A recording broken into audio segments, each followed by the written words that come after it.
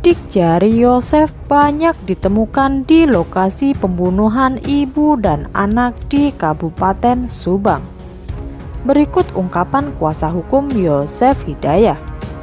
Namun sebelum lanjut, jangan lupa like, komen, dan subscribe serta share terlebih dahulu agar Dapur Gosip terus dapat ngebul untuk membagikan informasi berita viral untuk kalian.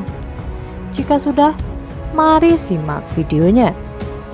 Yoris 34 tahun merupakan anak pertama dari Tuti Suhartini 55 tahun dan tak lain kakak kandung dari Amalia Mustika Ratu 23 tahun, korban pembunuhan ibu dan anak di Kabupaten Subang, Jawa Barat. Mengerucut kecurigaan terhadap sang ayah Yosef Hidayah, kepada keluarganya Yoris mengaku menemukan bukti terkait hasil penyidikan polisi di tempat kejadian perkara.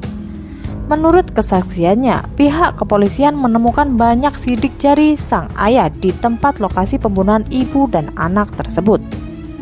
Dengan demikian, Yoris tak ingin menaruh kecurigaan terhadap sang ayah.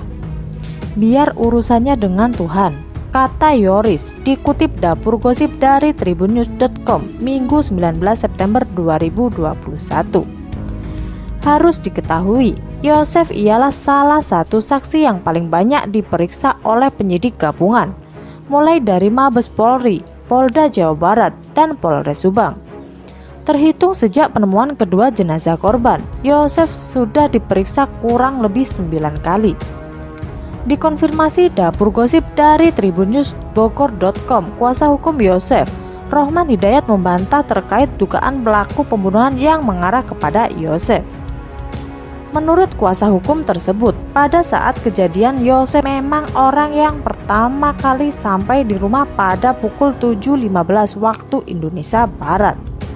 Hingga kemudian menemukan rumah dalam kondisi berantakan dan menemukan dua mayat istri dan anaknya di dalam bagasi mobil Alphard. Ketika Pak Yosef baru pulang, dia melihat rumah acak-acakan, ada bercak darah, juga ini logika sederhana. Bukan Pak Yosef mengetahui istri dan anak dibunuh, ungkap Rohman Hidayat pada tribunnews.bogor.com Selasa 14 September 2021.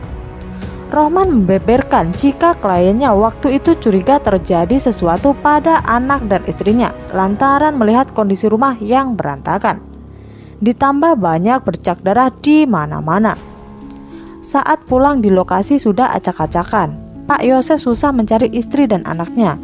Terlebih lagi kan di rumah itu juga cuma ada istri dan anaknya saja, hanya berdua. Ini disampaikan ke penyidik semalam, tutur Rohman Hidayat. Menurut kuasa hukum tersebut, pukul 7.15 waktu Indonesia Barat, Yosef sampai di kediaman Tuti dan Amalia Mustika Ratu. Beliau pulang mengendarai sepeda motor tanpa membawa helm setelah pulang dari rumah istri muda. Hingga saat ini, pelaku pembunuhan ibu dan anak di Kabupaten Subang masih belum terungkap.